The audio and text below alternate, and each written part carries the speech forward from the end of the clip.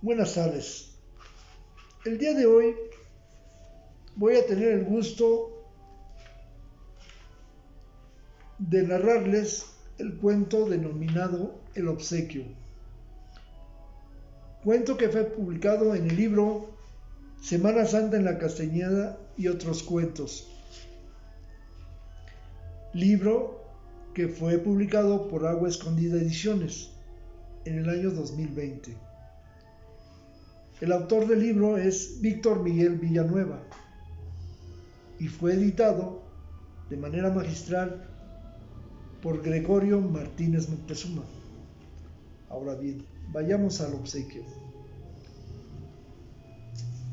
Juan salió ansioso con sus dos maletas de la estación del metro Brockman. No era su regreso a París lo que lo tenía así, pero apresuró el paso por la Rue de Moines para entrar al viejo hotel que lo había hospedado justo 3 años antes. Cuando por fin lo hizo, su corazón se agitó al ver el busto de porcelana de Luis XIV que él mismo había comprado en el Palacio de Versalles. Este seguía ahí, en el mostrador de la recepción del Hotel de la Europa. El 4 de junio de 1952 fue el último día de la primera presidencia de Juan Domingo Perón. Por eso Juan se llamaba así, en honor del presidente de los obreros. Mi padre fue un descamisado de la patria, le gustaba contar. Él, en cambio, siempre se había sentido atraído por el oficio de tablajero, actividad que desempeñó hasta que concluyó su carrera de médico cirujano. Fue en esa época en que conoció a María, con quien se casaría 2 años después, en 1975, cuando la sangrienta junta militar, encabezada por Rafael Videla, gobernaban en la Argentina con mano dura. Pese a la dictadura, Juan y María pudieron ejercer su profesión sin muchos sobresaltos. Incluso alcanzaron una buena posición económica. Compraron casa en el barrio de Núñez y tenían sus consultorios privados. Sin embargo, ella siempre se quejó de no tener tiempo para viajar. Él, en 40 años de matrimonio, solo había podido escaparse de sus obligaciones para llevar a María a Punta del Este, a Santiago, a Río y un par de veces a la Patagonia. Pero el sueño de ella era Europa. Juan solo le daba largas, pues decía que ausentarse un mes de su trabajo era imposible. Un remordimiento de conciencia lo tocó cuando María fue diagnosticada de leucemia y que falleció sin haber salido nunca de Sudamérica. Él tardó meses en recuperarse, hasta que un día comprendió que María quería viajar para vivir.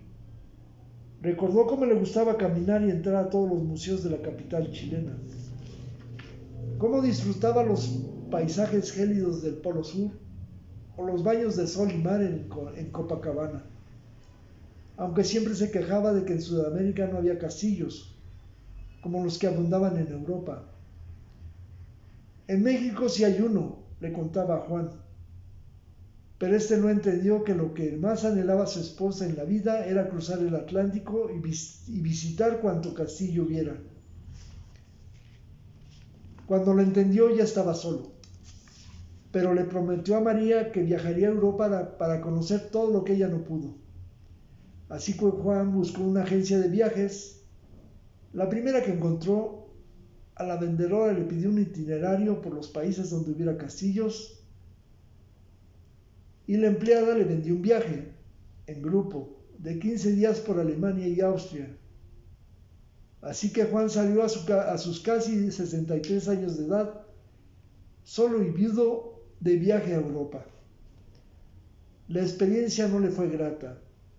Lo atribuyó a que era su primera vez y que no había estudiado lo suficiente para entender lo que conoció. Así que decidió planear una segunda vez. Pero ahora con 15 días más y visitar España y Francia, además de regresar a Alemania y a Austria. La agencia lo preparó todo, pero tampoco quedó satisfechos. Las razones eran varias. De España solo estuvo en Madrid. Luego lo llevaron a la Riviera Francesa, donde conoció Niza, Saint-Tropez y Cannes, pero no pasaron a París. Luego llegar por tren a Berna fue un suplicio, para después hacer recorridos de un día en Friburgo, Stuttgart, Nuremberg, Múnich y por fin llegar a Viena, donde terminaba el recorrido. Además, a sus 64 años no le daba tiempo, por su lento andar, de entrar a todas las atracciones. Los itinerarios de las agencias son unos tiranos, se quejaba. Por eso tomó una decisión: no más agencias de viajes. Su tercer viaje a Europa lo planeó él solo. Compró sus boletos de avión, en internet apartó hoteles y los trenes los pagaría en el momento. Pensó que quizás sería su último viaje y decidió poner los últimos 3 días de su recorrido europeo en la capital de Francia y conocer, por fin, el Château de Versailles. Así, en el otoño de 2018, tomó el vuelo desde Buenos Aires a Madrid, donde comenzaría su recorrido por Europa. Juan llegó a la Gare de Lyon un sábado muy temprano, luego de viajar toda la noche en tren desde Barcelona, a donde había ido porque un colega doctor le dijo que, sí o sí, tenía que conocer la ciudad condal. El clima en París era muy frío y además estaba cansado, por lo que decidió quedarse a descansar en su habitación del Hotel de l'Europe. Después del mediodía, la tarde la pasó en Los Inválidos, conoció la tumba de Napoleón y se sorprendió con la historia militar de Francia. Para el siguiente día tampoco quiso ir a Versalles. El frío no cesaba y prefirió conocer el Louvre. El lunes se despertó temprano, desayunó y luego intentó en vano entender las indicaciones del encargado de la recepción del hotel de cómo llegar a Versalles. Afortunadamente para él, una pareja desayunaba en el comedor y se dio cuenta de su situación. Hablaban español y le explicaron la ruta. Sale de aquí, se mete a la estación del metro Brocken, se dirige a Los Inválidos y ahí compra un boleto a Versalles.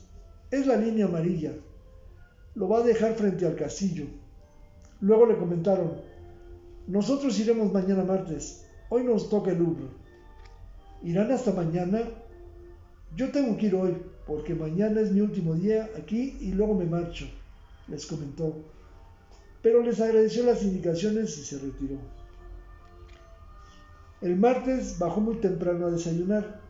Estaba terminando cuando vio llegar al comedor a la pareja del día anterior. Se acercó a su mesa y les dijo que no había podido conocer el Palacio de Versalles. Cuando iba a comprar el boleto en Inválidos, la señorita del mostrador le dijo que por ser lunes se encontraba cerrado el castillo. Así que decidió hacer un recorrido por Saint-Michel y Notre Dame, pero que ahora sí nada le impediría conocer Versalles. Continuó platicando con el matrimonio. Ellos creían que él era uruguayo y él estaba convencido que eran latinoamericanos, pero no sabía de qué país. Le informaron que eran mexicanos.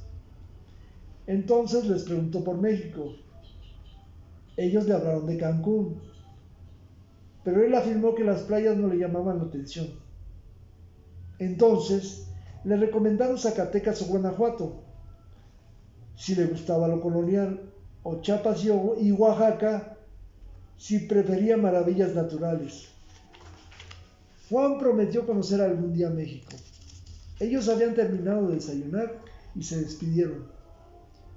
Fueron a arreglar sus cosas para salir rumbo a Versalles y Juan tomó la salida, sin olvidar que un día antes les comentaron a dónde irían. Se detuvo en la esquina de la Rue de Moine cuando vio salir del hotel a los mexicanos.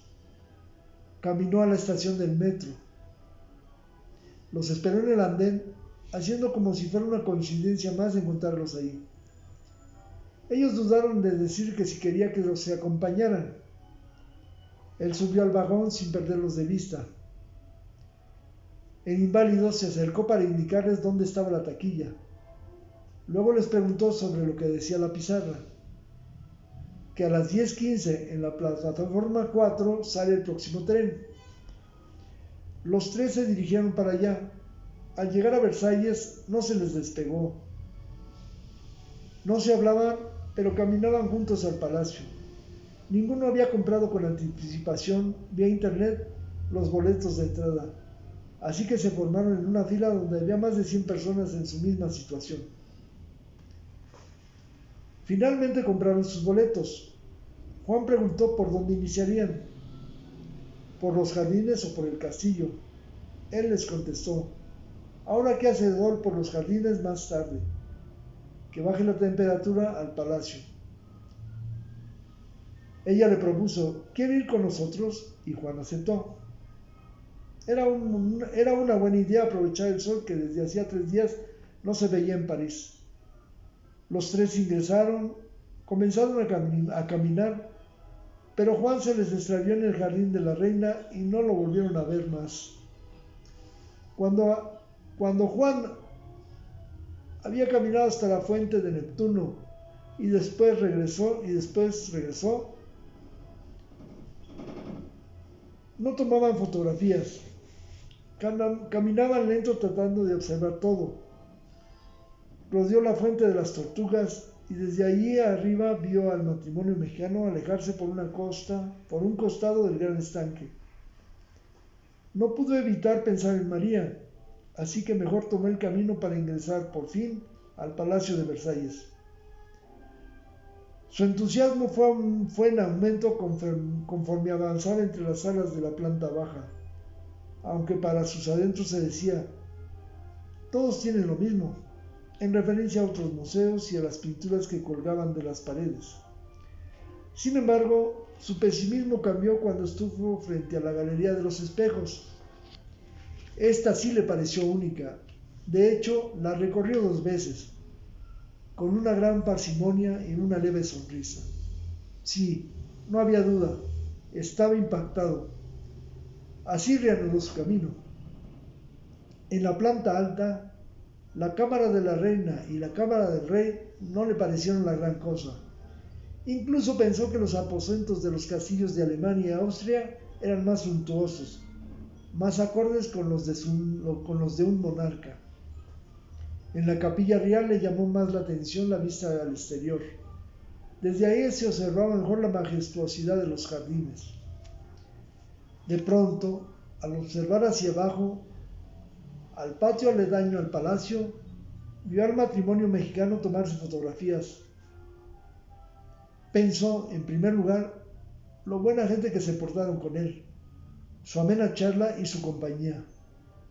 Luego no pudo evitar imaginar cómo hubiera sido él el viaje que nunca hizo con María. Finalmente le vino a la mente una idea, pero inmediatamente la desechó, quizás por absurda, quizás porque no iba con él. Mejor siguió su camino. Cruzó por una tienda de souvenirs que se detuvo a mirar, aunque nunca compraba nada. Le regresó aquella idea que tuvo minutos antes. Se le hizo más clara, pero volvió a ignorarla. Como ya estaba cansado, esperó que se desocupara una banca de madera y se sentó frente a una imponente pintura de Luis XIV, Le Roi Soleil. Luego de ver por unos minutos al monarca francés, decidió que era momento de volver. Al otro día saldría muy temprano al aeropuerto Charles de Gaulle para comenzar su travesía de regreso a Buenos Aires. Comenzó a caminar a la salida, pero pensó en sus amigos mexicanos. Era una gran descortesía de su parte si se iba sin despedirse. Le habían dicho que ellos regresarían a México hasta un día después, pero ¿dónde los encontraría? Los miraba desde arriba en la ventana junto a la capilla real. No se resistió más. ¿Qué más da?, se dijo, y se encaminó a la tienda de souvenir. Adquirió para ella un anillo y para él unas mancuernillas. No dudó más en pagar los 958 euros que le costaron ambas cosas. Volteó a todas partes, pero no los veía. Calculó que aún seguirían en el castillo y, ante lo incoherente y poco práctico de buscarlos dentro, decidió esperarlos en la puerta de salida. Juan vio pasar a mucha gente, pero no a los mexicanos que lo habían acompañado hasta Versalles y a los cuales les tenía un presente. La tarde fue perdiéndose, la noche llegó, como también el frío. Era imposible seguir ahí. Se levantó y comenzó a caminar a la estación del tren. Dejarlos en la recepción era una opción. Sería una boludez dejárselos al encargado de la recepción del hotel. Seguro los roba. Mientras imaginaba un mejor plan, subió al tren de regreso a París. Antes de hacer el transbordo en los Inválidos, salió a la superficie a despedirse de la Torre Eiffel.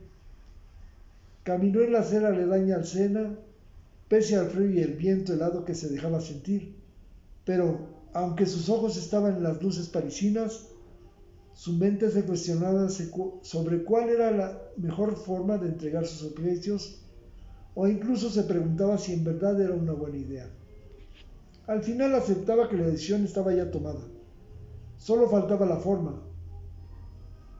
Siguió su andar hasta Trocadero.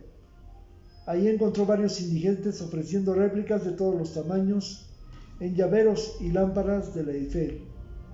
Pero lo que más llamó su atención fue un puesto con comida.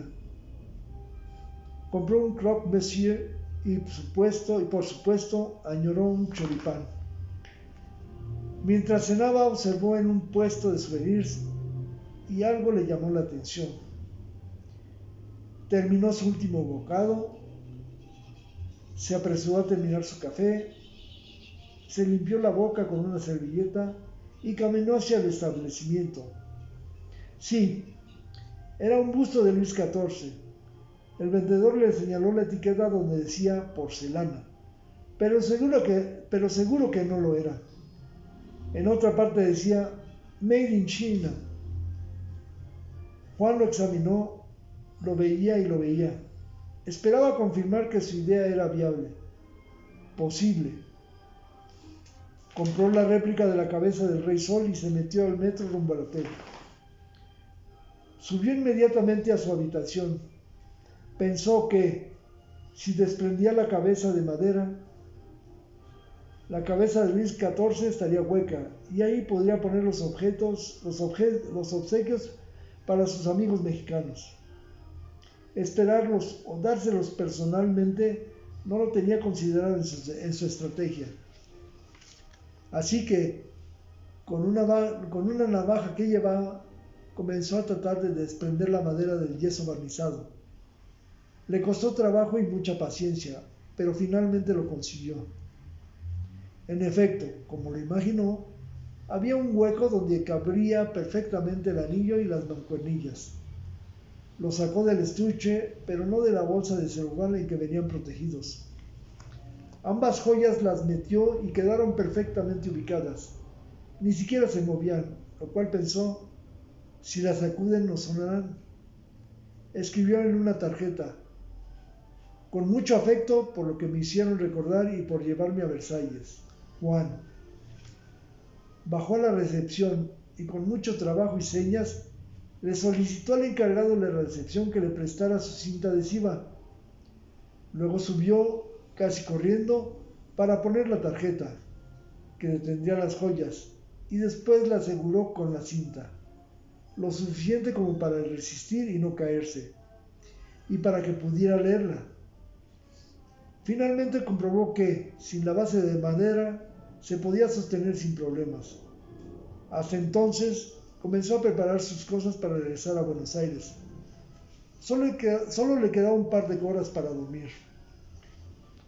Juan no lo podía creer. El busto del Leroy Soleil seguía en el mostrador de la recepción del hotel 3 años después. Su rostro debió ser de una gran aflicción. La encargada le preguntó alarmada qué le sucedía, incluso le ayudó a sentarse. Él no le entendía nada, pero con señas trataba de calmarla. Era solamente un breve mareo.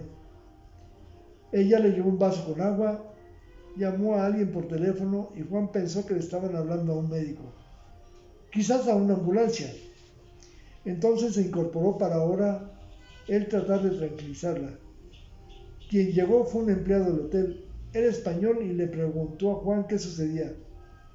No había mucho que explicar, pero le contó que 3 años atrás había dejado él esa cabeza de Luis XIV como obsequio a otros huéspedes, que le pidió al encargado de aquel entonces que se los entregara cuando hicieran el check-out.